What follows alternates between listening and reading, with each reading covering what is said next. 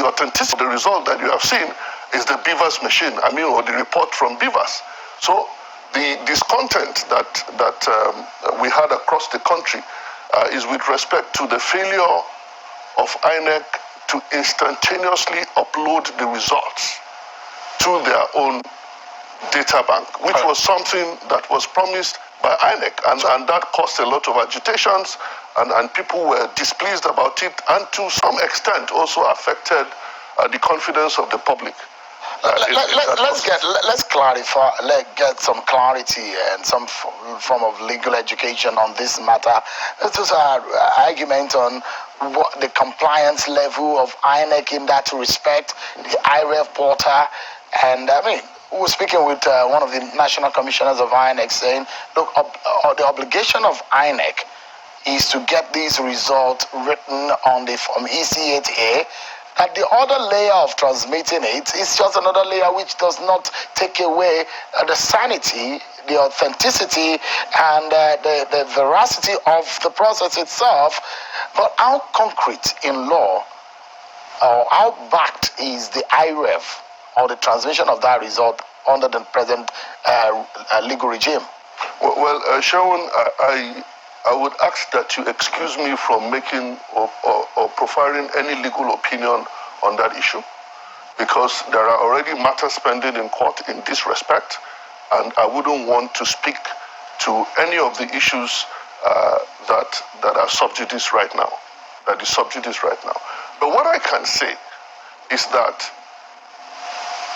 the issue of authenticity or the validity of a process and all of the things that you need to do in law must also be taken in the context of what you need to do in order to carry the public along. So apologies, sir. So what I was trying to get out of you is that the issue of IREF is not only in the realm of promise, it's also in the realm, is under obligation and the duties as prescribed by law. Is it?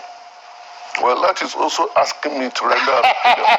So the question is... Because if you say it is this way that you have put it, then the next question is what will be the consequence? And then I would have delved into the issue. The meat of the matter, which I wouldn't...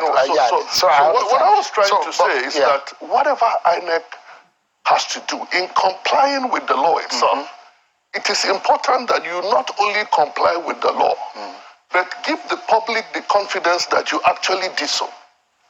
To earn the confidence of the public to believe that you have done so, or that you have done everything possible to make sure that you have complied with the law. That is the only time that the public would accept the outcome of the results of the process that you have deployed in the conduct of the election. That's exactly what I'm talking about. Whatever you do, absent the confidence of the public in the process, then the results would not be accepted. It may have satisfied the requirement of the law, but if there is anything that would affect or create suspicion in the mind of the public such that it would think that that process was tampered with, even though that wasn't what happened, it would generally affect the view of the election. So if you weigh it right now, even you, I could feel, if there's a way to gauge body language, your enthusiasm and your expectations before the presidential election was very high. But I'm not sure it's at the same level compared to the last time as of now. So has INEC in any way lost that kind of, the expectation and the kind of trust, the public trust that they had before the presidential election? I will talk about my expectation. I still believe that INEC can do more or better than what it did in the last election held on the 25th. And I can say so because I was also an observer. I went around the Federal Capital Territory, and before then, the Thursday before the election on the 25th of February 2023, we did not see the sort of deployment of electoral materials like we have seen this time around, preceding the 18th of March election for the governorship and the apologies about the state houses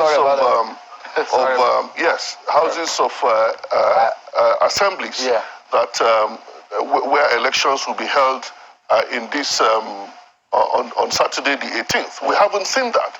So what that tells me is that whatever lapses that we saw in the elections held on the 25th of February 2023, INEC is deliberately doing what it needs to do to deal with those issues.